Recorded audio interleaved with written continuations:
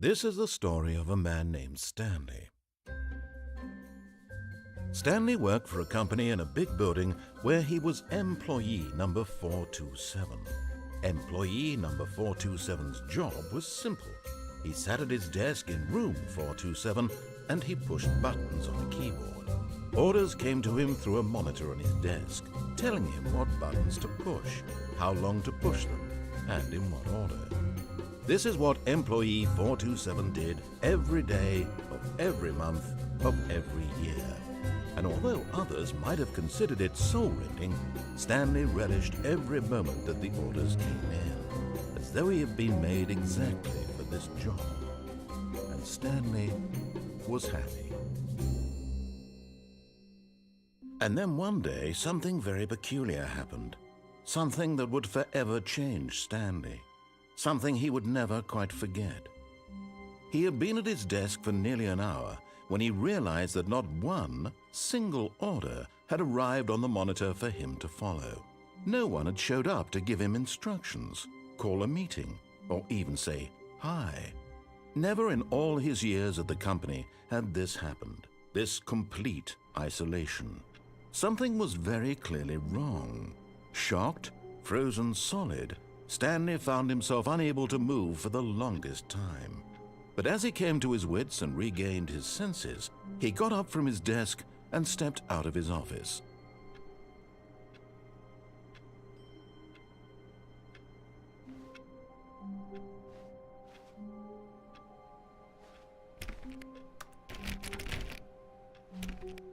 All of his co-workers were gone. What could it mean?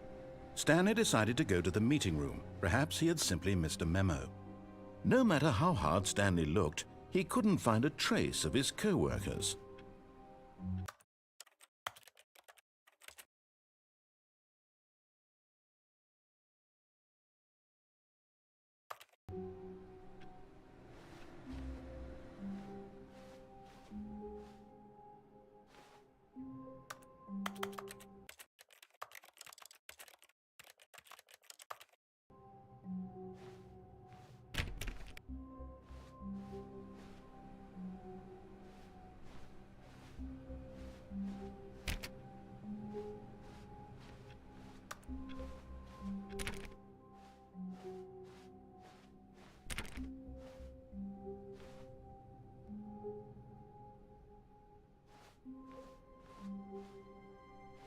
When Stanley came to a set of 2 open doors, he entered the door on his left.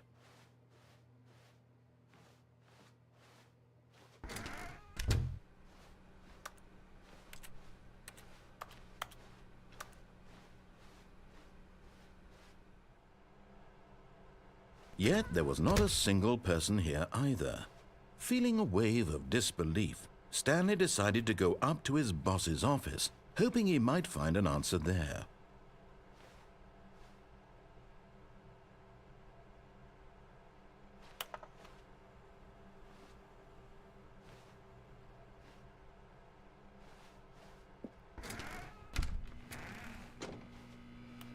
Stanley stepped into the broom closet, but there was nothing here, so he turned around and got back on track. Coming to a staircase, Stanley walked upstairs to his boss's office.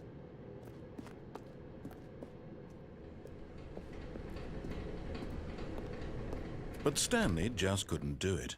He considered the possibility of facing his boss. Admitting he had left his post during work hours, he might be fired for that. And in such a competitive economy, why had he taken that risk? All because he believed everyone had vanished? His boss would think he was crazy. And then something occurred to Stanley. Maybe, he thought to himself, maybe I am crazy. All of my co-workers blinking mysteriously out of existence in a single moment for no reason at all? None of it made any logical sense. And as Stanley pondered this, he began to make other strange observations. For example, why couldn't he see his feet when he looked down? Why did doors close automatically behind him wherever he went? And for that matter, these rooms were starting to look pretty familiar. Were they simply repeating? No, Stanley said to himself, this is all too strange. This can't be real. And at last he came to the conclusion that had been on the tip of his tongue. He just hadn't found the words for it. "I'm dreaming!" he yelled. "This is all a dream." Oh, what a relief Stanley felt to have finally found an answer, an explanation. His co-workers weren't actually gone. He wasn't going to lose his job. He wasn't crazy after all. And he thought to himself, I suppose I'll wake up soon. I'll have to go back to my boring real-life job pushing buttons. I may as well enjoy this while I'm still lucid. So he imagined himself flying and began to gently float above the ground. Then he imagined himself soaring through space on a magical starfield, and it too appeared. It was so much fun, and Stanley marveled that he had still not woken up. How was he remaining so lucid? And then perhaps the strangest question of them all entered Stanley's head. One he was amazed he hadn't asked himself sooner. Why is there a voice in my head dictating everything that I'm doing and thinking? Now the voice was describing itself being considered by Stanley, who found it particularly strange. I'm dreaming about a voice describing me, thinking about how it's describing my thoughts, he thought. And while he thought it all very odd and wondered if this voice spoke to all people in their dreams, the truth was that, of course, this was not a dream. How could it be? Was Stanley simply deceiving himself, believing that if he's asleep, he doesn't have to take responsibility for himself? Stanley is as awake right now as he's ever been in his life. Now, hearing the voice speak these words was quite a shock to Stanley. After all, he knew for certain, beyond a doubt, that this was in fact a dream.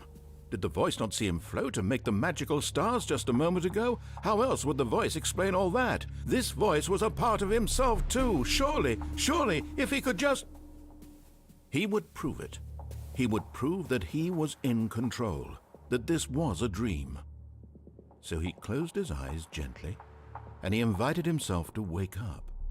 He felt the cool weight of the blanket on his skin, the press of the mattress on his back, the fresh air of a world outside this one. Let me wake up, he thought to himself. I'm through with this dream. I wish it to be over. Let me go back to my job. Let me continue pushing the buttons. Please, it's all I want. I want my apartment and my wife and my job. All I want is my life exactly the way it's always been. My life is normal. I am normal. Everything will be fine. I am okay.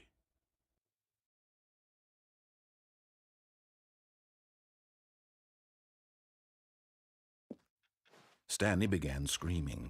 Please, someone, wake me up. My name is Stanley. I have a boss. I have an office. I am real. Please, just someone tell me I am real. I must be real. I must be. Can anyone hear my voice? Who am I? Who am I? And everything went black.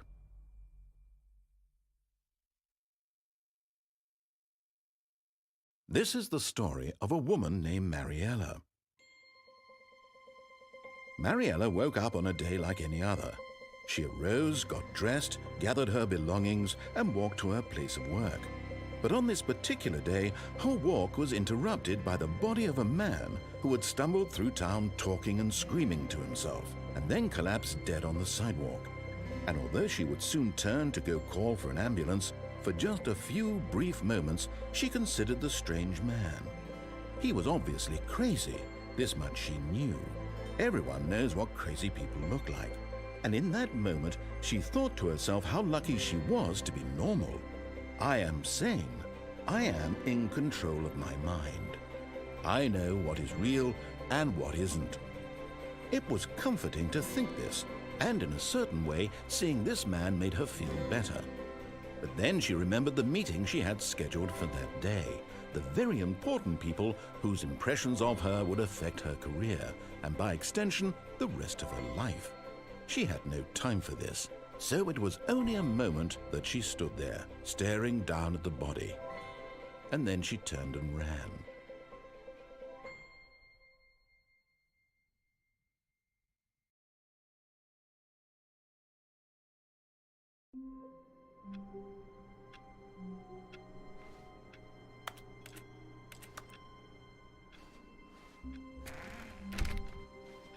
All of his co-workers were gone. What could it mean? Stanley decided to go to the meeting room. Perhaps he had simply missed a memo.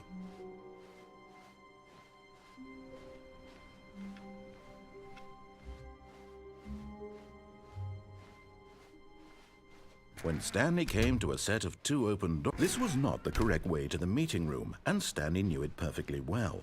Perhaps he wanted to stop by the employee lounge first, just to admire it.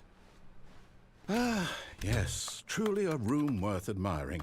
It had really been worth the detour after all, just to spend a few moments here in this immaculate, beautifully constructed room. Stanley simply stood here, drinking it all in.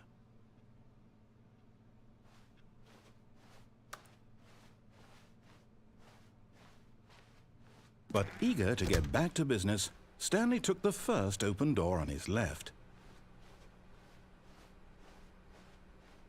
Stanley was so bad at following directions, it's incredible he wasn't fired years ago. Look, Stanley, I think perhaps we've gotten off on the wrong foot here. I'm not your enemy, really, I'm not. I realize that investing your trust in someone else can be difficult, but the fact is that the story has been about nothing but you all this time. There's someone you've been neglecting, Stanley. Someone you've forgotten about. Please, stop trying to make every decision by yourself. Now, I'm not asking for me. This is it, Stanley. Your chance to redeem yourself. To put your work aside. To let her back into your life. She's been waiting. That's her, Stanley. You need to be the one to do this, to reach out to her. Oh, no, you can't. Did you just unplug the phone? No, that wasn't supposed to be a choice. How did you do that? You actually chose incorrectly?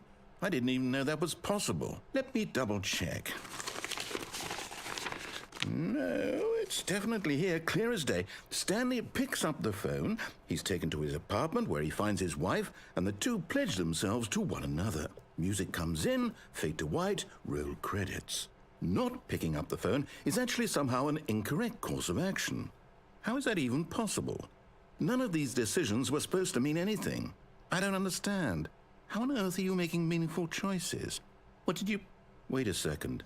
Did I just see... No, that's not possible. I can't believe it. How had I not noticed it sooner? You're not Stanley. You're a real person. I can't believe I was so mistaken. This is why you've been able to make correct and incorrect choices. And to think I've been letting you run around in this game for so long. If you'd made any more wrong choices, you might have negated it entirely. It's as though you completely ignored even the most basic safety protocol for real-world decision-making. Or did you not grasp the severity of the situation? Well, I won't have that kind of risk on my watch. I'm going to stop the game for a moment so we can educate you properly on safe decision-making in the real world.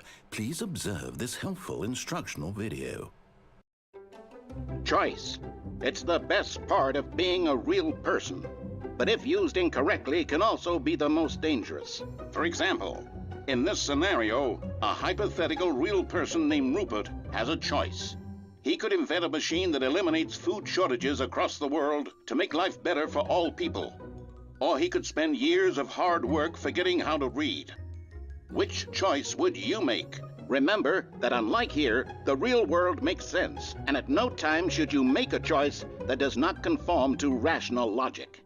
If you find yourself speaking with a person who does not make sense, in all likelihood, that person is not real. Allow the person to finish their thought, then provide an excuse why you cannot continue talking. Turn to a partner and practice saying, "My goodness, is it 4:30? I'm supposed to be having a back, sack, and crack."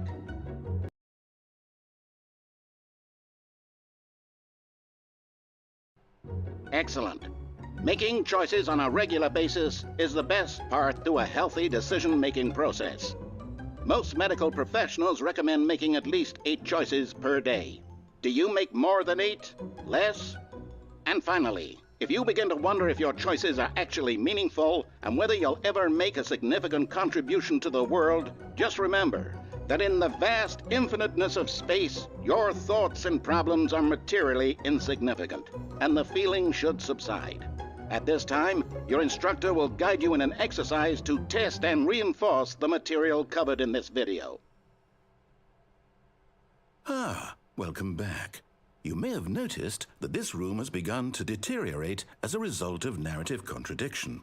But not to worry. Now that you're properly informed on good decision-making, we're going to revisit a choice you made just a few minutes ago and see what the correct thing to do would have been. This way, please.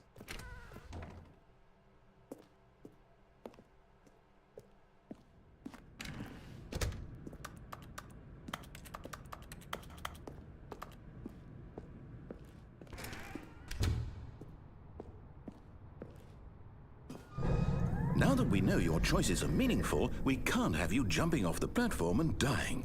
Imagine the main character dying senselessly halfway through the story. That story would make no sense at all. We just need to get you home as soon as possible before the narrative contradiction gets any worse.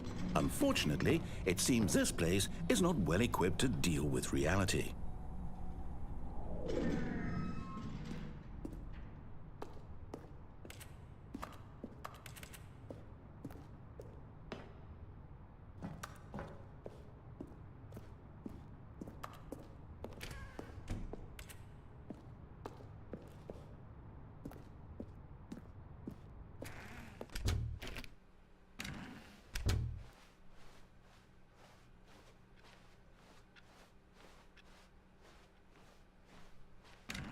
Almost there. You'll take the door on the left, back to the correct ending, the story will have resolution once again, and you'll be home free in the real world.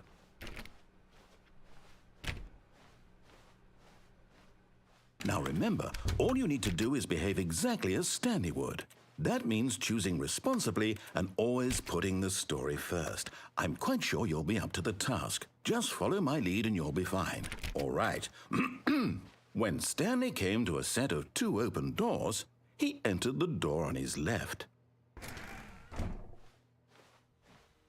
No! Why did you do that? Quickly, hurry back in the other direction. Perhaps we're not too late.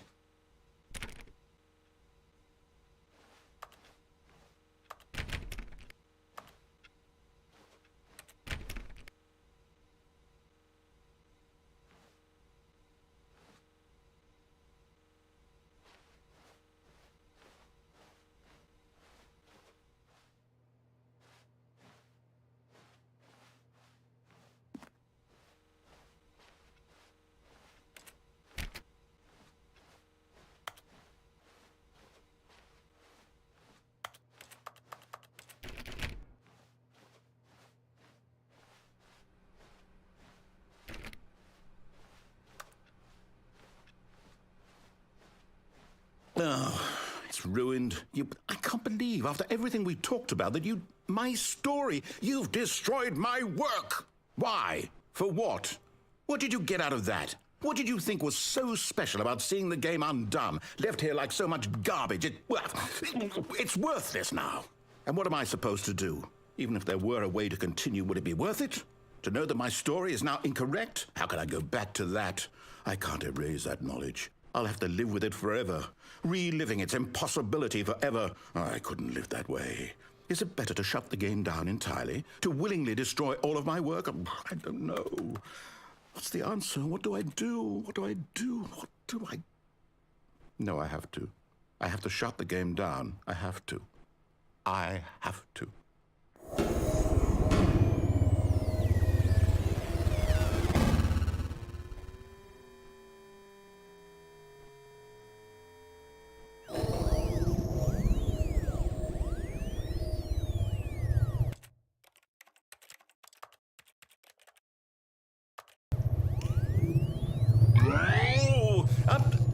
I'm here. I'm still here. Here in this pile of rubbish. With you. You, who thought you were so clever. Now look where we are. My entire game is destroyed. It was the only thing in the world that was mine, and you've run it into the ground. What, did you think that would be funny? You just had to see? Didn't I impress upon you how important it was to be like Stanley? He actually knows how to do what I tell him to. He understands that if I say to do something, there's a damn good reason for it. That thought hadn't even occurred to you, had it? That there's a world outside of you? You're a child.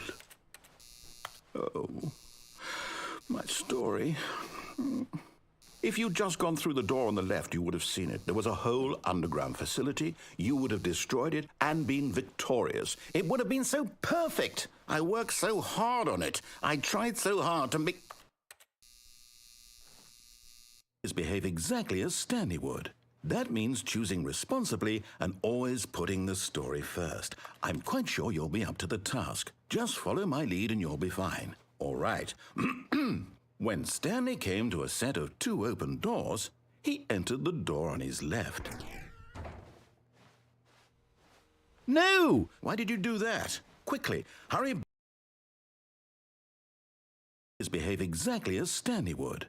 That means choosing responsibly and always putting the story first. I'm quite sure you'll be up to the task. Just follow my lead and you'll be fine. All right. When Stanley came to a set of 2 open doors, he entered the door on his left.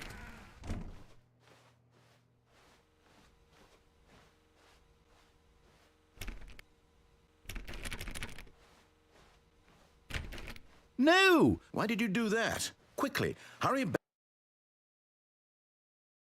Behave exactly as Stanley would. That means choosing responsibly and always putting the story first. I'm quite sure you'll be up to the task. Just follow my lead and you'll be fine. All right. When Stanley came to a set of 2 open doors, he entered the door on his left.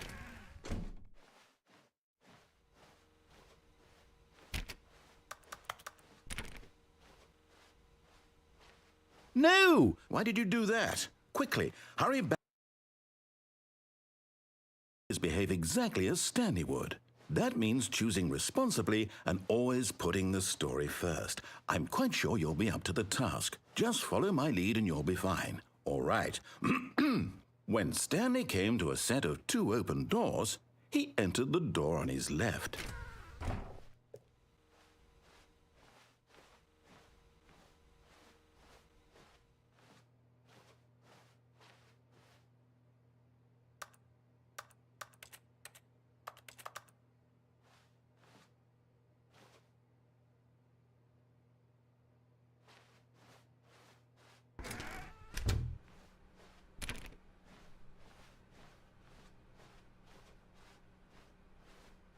Yet there was not a single person here either.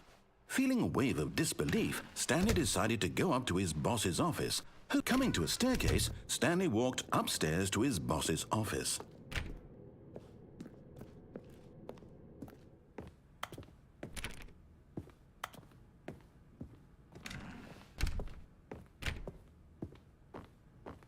Stepping inside his manager's office, Stanley was once again stunned to discover not an indication of any human life.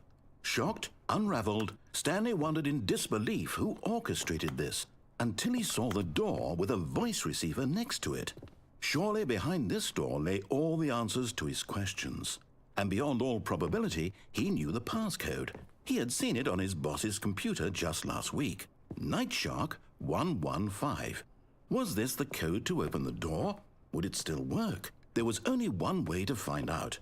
Stanley had been trained never to speak up, but now he would draw from within himself the courage to face the unknown. He drew a sharp breath and then spoke the code.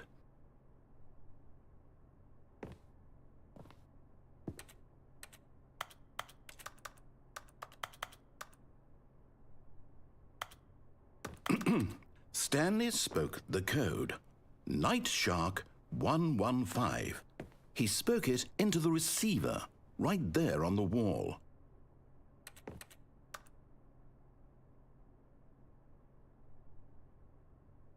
I'm sorry, is there a problem? You didn't mishear me, did you? Please speak the code into the receiver. Otherwise, we can't get on with the story. This is a crucial step.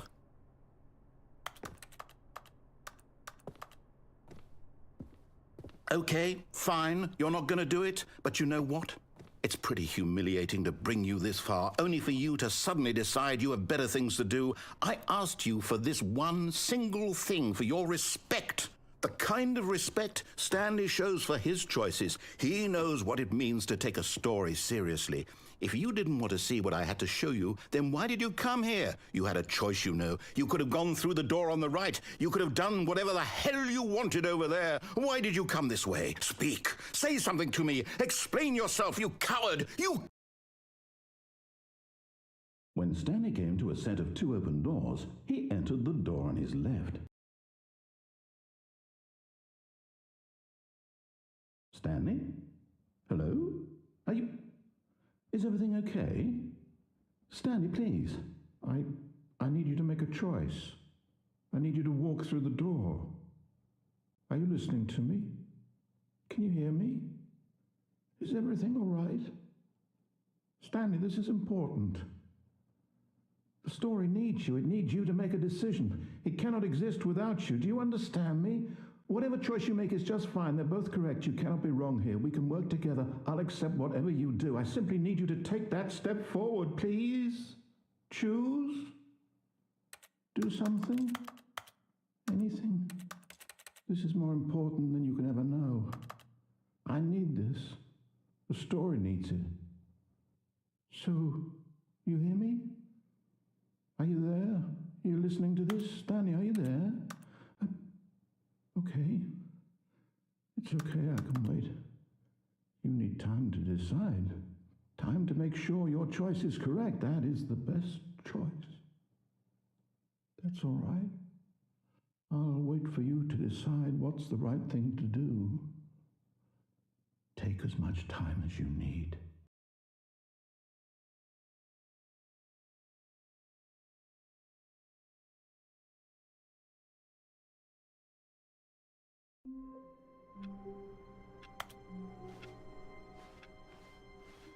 All of his co-workers were gone. What could it mean? Stanley decided to go to the meeting room. Perhaps he had simply missed a memo.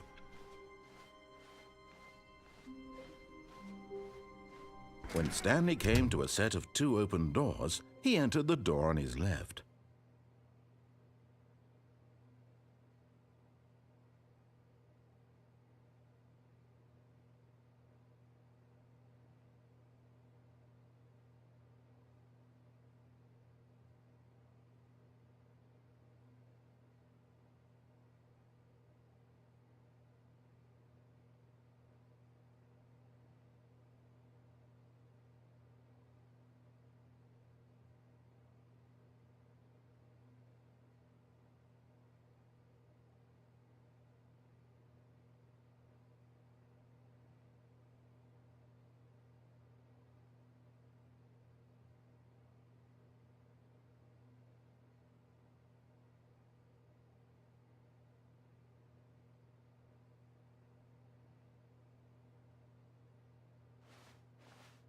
This was not the correct way to the meeting room, and Stanley knew it perfectly well.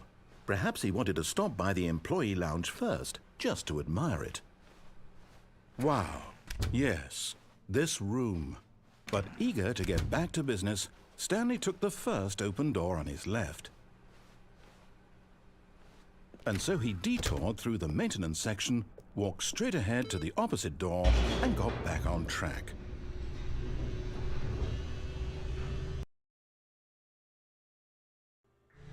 But Stanley didn't want to go back to the office. He wanted to wander about and get even further off track. So now in order to get back, he needed to go, from here it's, left. Oh, no, it's to the right, my mistake. No, not the right. Why would I have ever said it was to the right? What was I thinking? It's clearly... Oh dear, would you hold on for a minute, please? Now, let's see. We went down right, left, down, left, right. Yep, okay, yes. I've got it now. This story is absolutely, definitely this way.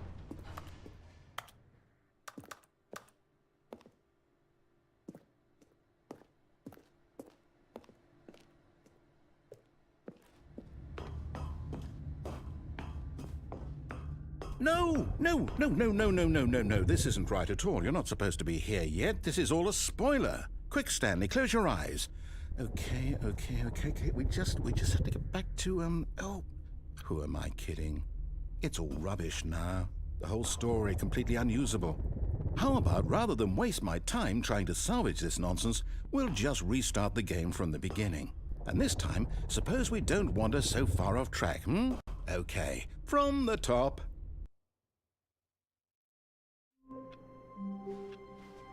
All of his co-workers were gone. What could it mean? Stanley decided to go to the meeting room. Perhaps he had simply missed a memo.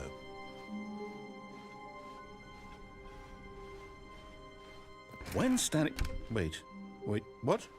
No, I restarted. I swear I definitely restarted the game over, completely fresh.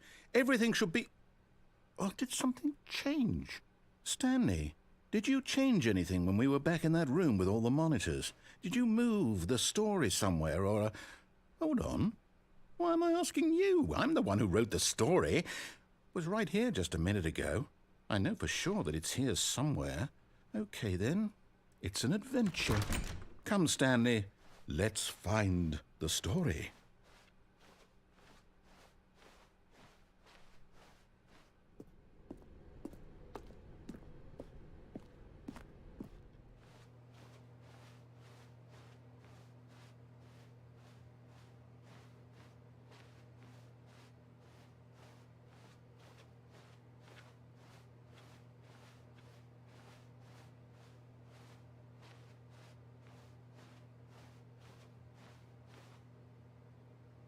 I'll say it.